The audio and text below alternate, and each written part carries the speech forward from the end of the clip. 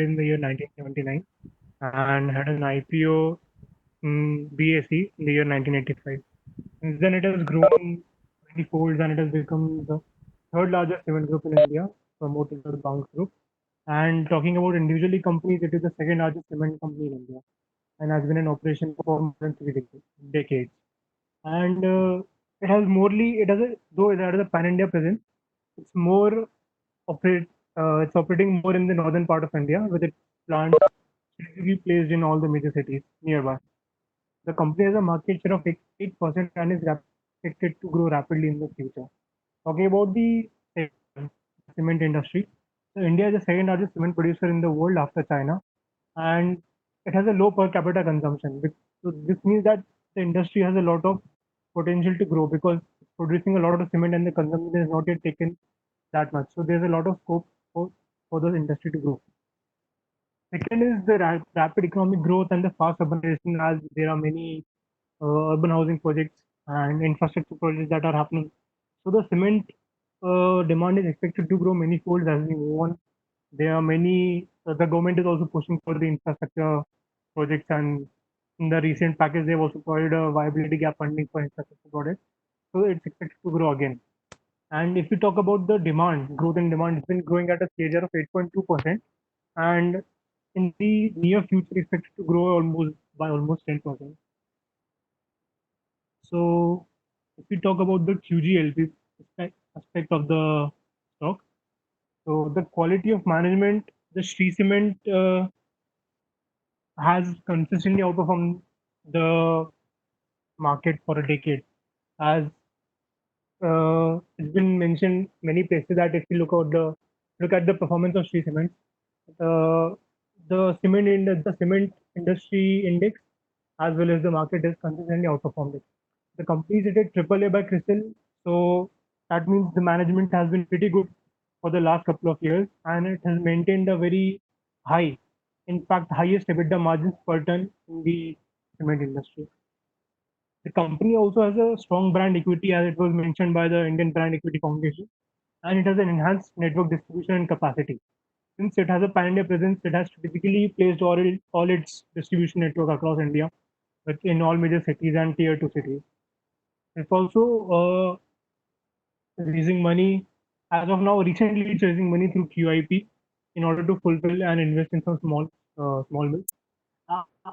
Something I like to point out here that apart from cement, the company is also in the business of power making, power generation. So it also has power generation plants. Talking about the growth in earnings, the year on year net sales has grown at 27, almost 28% in the year FY19, and they also declared a dividend of rupees 110 per equity share, which is which shows good on the company that it's been making good profit for its shareholders and the value of shareholders is increasing.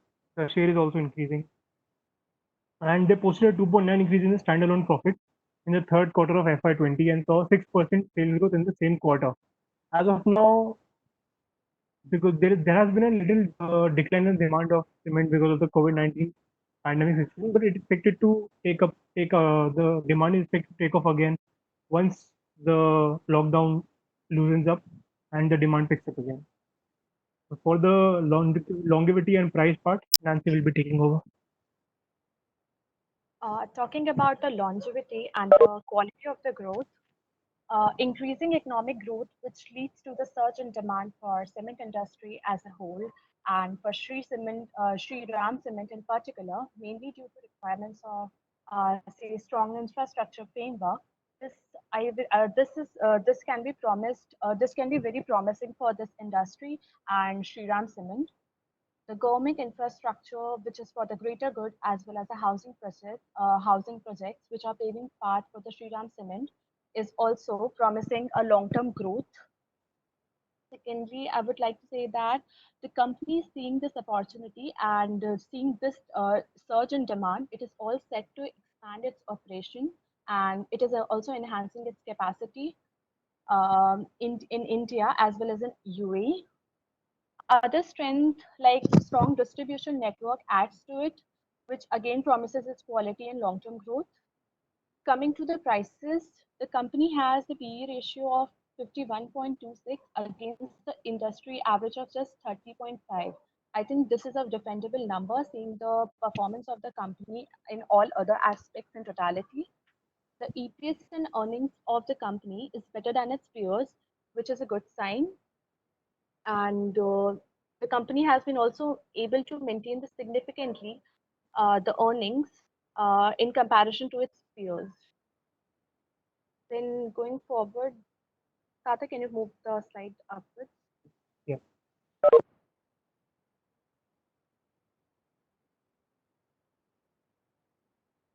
I think this will be covered by you. So if we look at the sorry, if you look at the story in graphs, it's that the EBITDA margins of the company has consistently been greater than 20%, and it has come down in the last 2 years, but it's also expected to grow again because the company has been undertaking some expansion projects, as also mentioned by Nancy. So because of these expansion projects, the EBITDA margin may have gone down, but it's also expected to pick up again. Look at the EPS of the country has also been good since the year 2016. It rose and has been high and rewarding since then. If we talk about the risk and concerns, so first, the risk is it's one of the most expensive cement shops in the world. So many brokerages may feel that it has a sell rating on it because they may feel that it's overvalued and overpriced as of now. So they may not see the value in buying it. But I think it is expected to grow, so the shareholders can expect a good return from this company. Secondly, the company's margins and ratios return might peak out in FY20. That has been predictions, but the realization may stay under pressure due to Shree Cement's presence in the oversupplied market. With the recent labor migration due to lockdown, the demand of cement from the construction industry has fallen down, as we have seen recently. Because of the lockdown, the labor migrants have begun. The state governments have also acted. The state governments have also acted on it, and they've tried to stop the migrants from leaving, like in Andhra Pradesh and Karnataka, where they want to undertake construction projects. So they have stopped them from migrating there. So before conclusion, let's have a look at the peer comparison. So we see that Ultratech has a largest market cap. If we talk about standalone company, and after that, secondly is the Shree Cement, which is the second largest company, and the third largest if you talk about the cement group consolidated. So in conclusion, we can see that the cement business of Bangla Group is expected to grow given the increased emphasis on the infrastructure project and the urban development project. All cities are undertaking such projects and uh, undertaking such projects, and the demand is expected to grow of the cement. So being triple rated, they implied that the management is good and companies can continue to steer the company on a path of growth. So one thing also that I'd like to point out that if we look at the ROE and sales growth, the Shree Cement has the highest sales growth among their peers in the last 3 years. They have a sales growth of 31%, almost 31.5%, which is second largest after Ambuja. And the ROE and OPM also has been consistently good for Shree Cement.